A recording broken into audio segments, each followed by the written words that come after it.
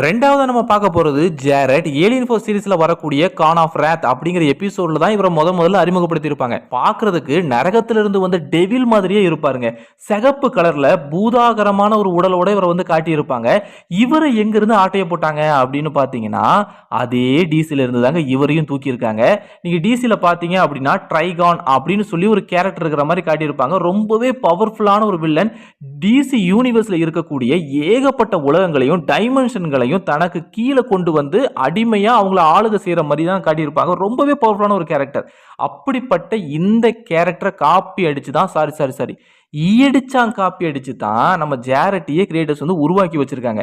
சந்தேகம் இருந்துச்சு அப்படின்னா ரெண்டு பேரையும் பக்கத்து பதில் வச்சு பாருங்களேன், உங்களுக்கே புரியும். இவரோட உடம்பும் சிகப்பு கலர்ல இருக்குது, அவரோட உடம்பும் சிகப்பு கலர்ல இருக்குது. இவரோட தலைமுடியும் வெள்ளை கலர்ல இருக்குது, அவரோட தலைமுடியும் வெள்ளை கலர்ல இருக்குது. அது மட்டும் இல்லாம ரெண்டு பேருமே சட்டை போடல. நல்லா பாருங்களேன், ரெண்டு பேருமே சட்டை போடல.